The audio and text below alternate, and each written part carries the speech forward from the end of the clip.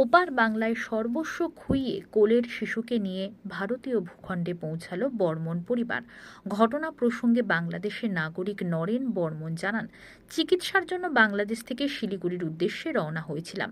শিশু পরিবারকে নিয়ে রাত 12টা নাগাদ বাংলাদেশের ভেতরেই কিছু যুবক আমাদের গাড়িটিকে আটকায় এবং যা কিছু সঙ্গে আছে তাদের হাতে তুলে দিয়ে বলে, এমন অবস্থায় সঙ্গে থাকা নগদ টাকা, সোনা দানা সব দিয়ে কোনো রকমের জীবন হাতে নিয়ে মঙ্গলবার সকালে চ্যাংড়াবান্ধা সীমান্তে ভারতীয় কাস্টম অফিসে আশ্রয় নিয়েছি।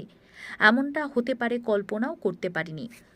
কোলের দুধের শিশুকে নিয়ে বিউটি দেবী বলেন, সঙ্গে যা ছিল সব কেড়ে নিয়েছে।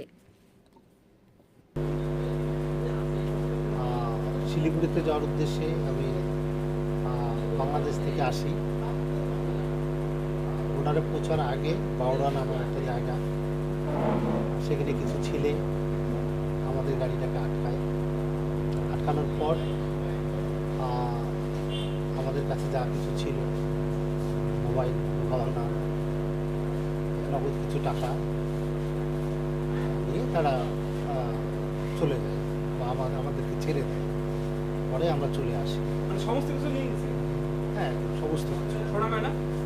সমস্ত কিছু সোনা গয়না ছিল? ছিল। আমাদের গলায় ছিল। হ্যাঁ। ওটা খুলে দিয়েছে। আমাদের বাড়ি গাইবান্ধা। হ্যাঁ? গাইবান্ধা। গাইবান্ধা, বাংলাদেশে? ইন্ডিয়াতে আসছেন কি করতে? ইন্ডিয়াতে আসছে ঘুরতে। এই ঘটনাটা হলো কোথায়? এটা বাউড়া আছে, বাংলাদেশে। বাংলাদেশ। আজকে আসছিলেন ইন্ডিয়াতে? এমন আপনার নাম?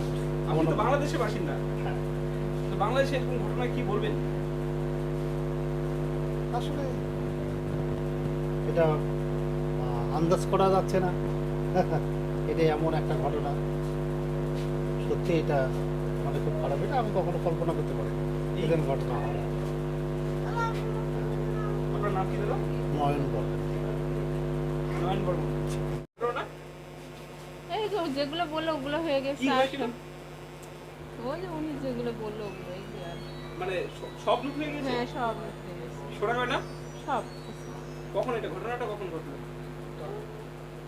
এটা সাড়ে 8টার দিকে, সন্ধ্যাবেলা কালকে? এই যে সকাল সকালবেলা?